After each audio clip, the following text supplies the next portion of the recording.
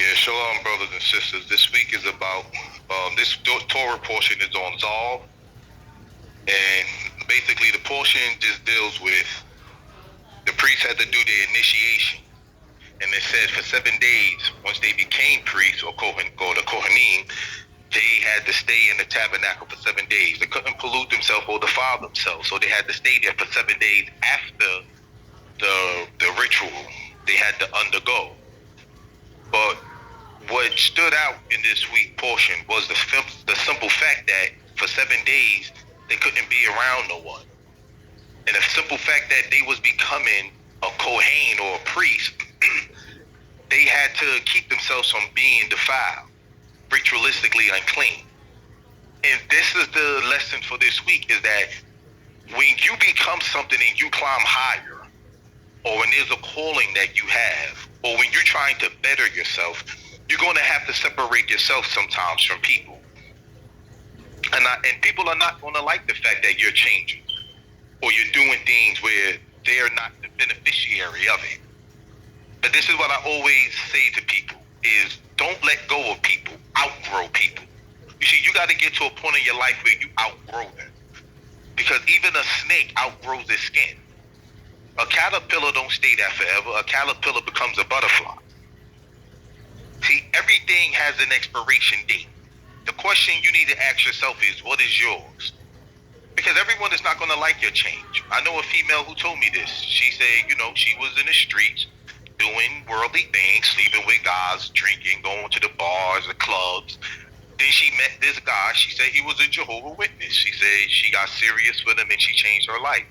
But she realized once she changed that, all of her friends started, looking down on her or, playing her because she changed her ways. But like I told her, even though I'm not a Jehovah's Witness, I said, you got to understand that people only like you because they could benefit off of you.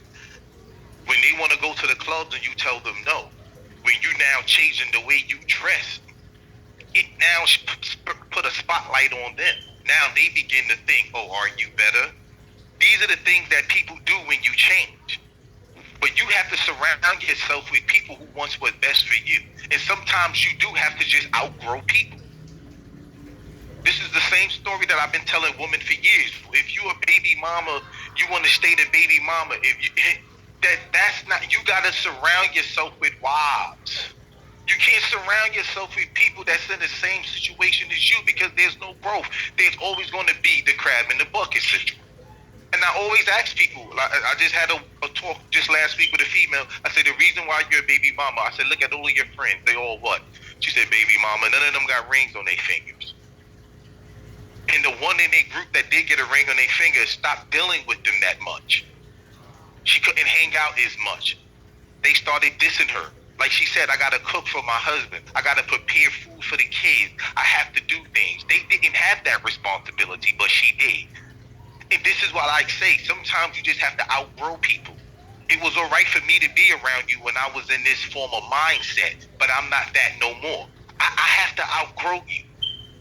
Not that I hate you, but I'm on another plateau. I'm on another level. And this is what happens in life. People are going to want to bring you down. But I say this to people constantly. Everything has an expiration date. You're going to have to decide what is yours. Because once you change, you're going to have somebody that's not going to like that change. No one owes you nothing, but you owe yourself everything. You owe it to yourself. Once you change and want to be a better person, you're going to have people who are going to not like whatever change you have. Because this is what will happen. I'm telling you, you will bury your past, but people would dig it up. People would bring up, oh, remember you used to do this? Even though it's not who you are today. You can bury your past, but some hater will dig it up and throw it right in your face. That's why I say you have to surround yourself with people who are of like mind. One of my favorite quotes that I always tell people, you can't change the people around you, but you can change the people you're around. If you're around 5 millionaires, you will be the 6. If you're around 5 wives, sisters, you will be the 6. If you take a man that's around 5 husbands, he'll be the 6. If you're around 5 entrepreneurs, you will be the 6. And if you're around 5 idiots, you will be the 6. The point of what I'm saying is, who are you surrounding yourself with? It's all about who you surrounding yourself with. People don't want to admit it. This is a copycat world. We all follow something in life. We all are influenced by something in life. We just don't like to admit to it. The music you listen to, the way you dress, the way you talk is influenced by someone. The language you're using or the slang you're using, you didn't create it. You're using words someone else said that became popular and now you're using it. We all live in a copycat world. So you have to surround yourself with people who you're choosing to copycat. Like I said, peer pressure is not bad if your peers are good. But if your peers are bad, then peer pressure will be bad. We all follow someone or something in our lives. So people say, oh, I'm an original, I do what I want. Not true. It is not truthful. You're following someone. Most people have a thing called confirmation bias. Once they have a belief, they only listen to what's going to support the belief or going to help strengthen that belief. People don't read and see what it is. They only see what's been taught to them. So we all have that copycat mentality in us. I don't care who you are. See, one thing I try to express to people before I end is comfort. You have to get comfortable being uncomfortable. Because once you change, believe me, your friends are going to change. Because when you get better, they get bitter. Because now you're not the same man no more. You used to smoke weed with us, do this and do that. Once you stop, now it put a spotlight on them. Because if you can do it, that means they can do it. And this is the issue that we have in this world. People tend to look down on others who want best for themselves. They want to change. But unfortunately, in the world we live in, people don't want you to change because if they can't benefit from your change, then they don't want you to change. As much as I don't like Kim Kardashian, they will always throw in her face her sex tape.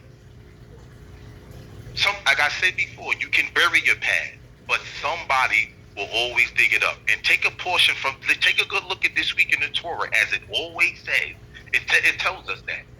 We have to be careful with who you surround yourself with. Why do you think it says, as an Israelite, you should not marry outsiders? Because you will be influenced. So now you know more than the Most High. You will be influenced. That's why the priest had to only be around priests. You got to have that mindset. If I'm a priest, I'm hanging around priests. So now it comes down to who are you surrounding yourself with? Shalom.